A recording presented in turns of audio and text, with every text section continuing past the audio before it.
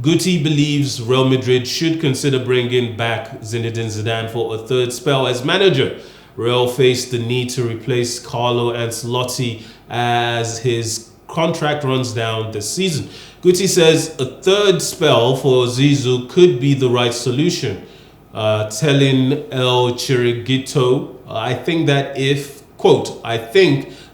if we look at the results, he is the best coach that Real Madrid has had in recent years. He knows the club. He knows Florentino Perez. He knows how things go. He has the right profile for Real Madrid like Ancelotti. End quote. I say this, I think this story is important because some people have started to say that Zinedine Zidane, his achievements at Real Madrid are only worth anything because the team was already full of champions. The team was already capable of achieving everything that they achieved under him. He was merely a caretaker manager. And he cannot be compared to the likes of Pep Guardiola, who has done it in multiple squads. And now, if this happens again, he goes back to Madrid because Perez has proven that he's not unwilling to go back to a manager that he trusts and believes is capable of winning titles for the team. If Zinedine Zidane goes back to Madrid, I think it will cement a legacy that he's not very capable of taking up any other job. He has resisted going to the Premier League because he doesn't speak English, which still he could learn, unless he's that adamant that or believes himself incapable of learning. He has reportedly been holding out for the French national side's head coach job, which with Didier Deschamps there, he isn't going to get anytime soon. And he doesn't seem to be making any move to take up any other job anywhere else. And Madrid seem to be the kind of team that always has a pull on its old players, always has a pull on Zinedine Zidane. If they call him and he goes back to them again, wouldn't that just be the same? Wouldn't that just cement the legacy that he is not capable of managing anywhere else? Gbenga? I think I'll answer that after talking about Zidane. Can you hear me? Yes, please. Go on. Hello? Yes, I can hear you. Please go on. All right. So I said I have something to say about the format of the conversation, but I think I'll say that after talking about Zidane. Right. For Zidane, it goes beyond becoming a cult hero or cementing a legendary status. I agree with you when you said it will give off that impression that he may not find it suitable or necessary to go and succeed somewhere else. Probably it's only in Real Madrid that he can succeed. He was assistant between 2013 2014, went to the Madrid team, went to the first team, and won the famous Champions League back to back. Returned and won the league again, the La Liga. So if he goes back another time and he wins the league, we won't be talking about this. We'll just be talking about the fact that every stint he spent at Madrid, he has won something significant.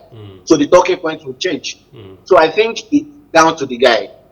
He's talking about the fact that he's waiting for the French job. I don't think they are snacking the Deschamps anytime soon. The French team are doing so well, especially with the players they have. So the PSG job probably, but they currently have a new coach. I don't see them sacking him next season. Maybe for PSG go down to relegation. That's where we see that happening. So any other option Zidane has, probably in the English Premier League, when will it be Chelsea? They have Pochettino. It's a new journey. It can't be Man City. It can't be Man U. With all the turmoil, I don't think Erik ten Hag is suffering or is in doubt of his job. So the options he have are really not flamboyant like that. It's still down to Real Madrid. So I don't see anything wrong in him going back. It's just about not going back to get shamed. Because if he goes back and doesn't do anything, that will be him shooting himself. Well, Guti himself could one day return to take over the job. There's been a report that Real Madrid are considering Xabi Alonso from Leverkusen. So ultimately, it seems like a lot of options that are available to Madrid are old players now managing. Guti himself used to manage in the youth system until he left to Besiktas. But it seems to me like Real Madrid are running out of top level managers to call on because if you think about it, they've gone back to Ancelotti already. He's about to leave, and if he takes up the Brazil job, he'll do that for maybe a 4-year period at the most, and then retire. Jose Mourinho has been linked back with Madrid on different occasions. It has yet to materialize, but it might in the future. It just seems like Madrid have such a limited well to draw from when it comes to employing a manager at the club. Regardless, it seems like there's maybe because they will never go after Pep Guardiola. He's the only manager that at that level that they probably might consider but wouldn't be able to go after because they know the answer would always be no. Again, I say Real Madrid are running out of options. If Ancelotti leaves, there doesn't seem to be any favorites to take up the job.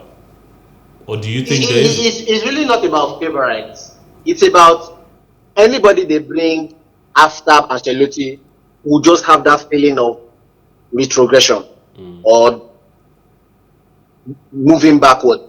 Because, like you said, how many managers are better than Ancelotti in world football? How many managers would you say have a more goated status?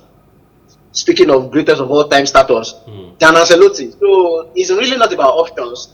It's about if we are going to go for a coach, let's make sure we don't really go down the pecking order. Because if you go to Jose Mourinho, he has something going with Roma. Again, if you go to Pep Guardiola, like you mentioned, it's a no. Who else is there? Jurgen Klopp. Jurgen Klopp that is telling us that after club football, he's looking forward to a sabbatical or probably a national team. So Real Madrid is not even in his books.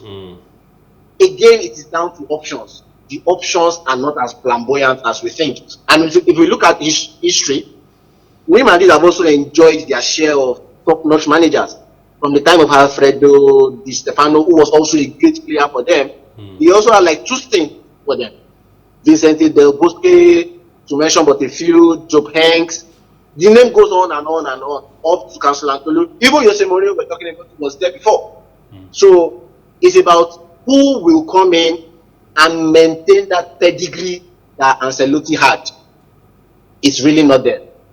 Well, I think with the way Real Madrid, especially Barcelona, have proven in recent times that taking an old player and making him their manager is a possible way to go. Certainly, the fans will get behind. The team will recognize the reputation and follow suit.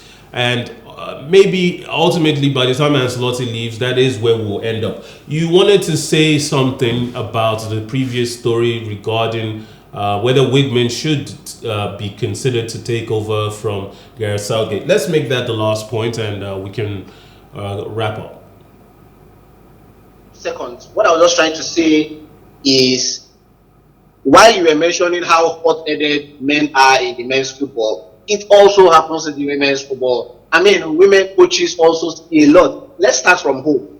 Do you remember that before the Women's World Cup, the Super Falcons threatened to boycott the opening game? Imagine if you were the coach, if you were, what's his name again?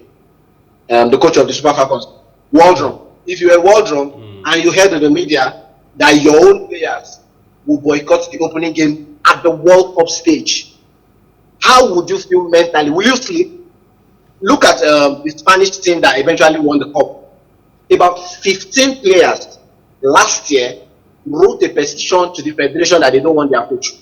15, and all of them were women. It only took the deliverance of one angel for 3 of those 15 to be recalled to the team that were part of the winning team in Australia and New Zealand. So it happens in women football as well. They also are hot-headed, and women coaches face the same thing. It's all about what we've not tried before.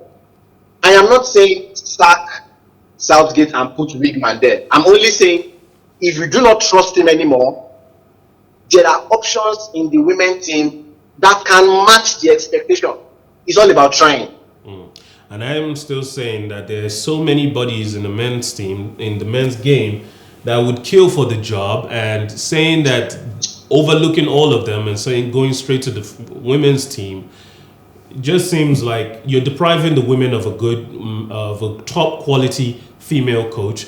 Meanwhile, you're skipping over all the qualified men, and it's a recipe for disaster. Sexism will rear its head, and we won't end the year of it. We won't hear the end of it for a long time.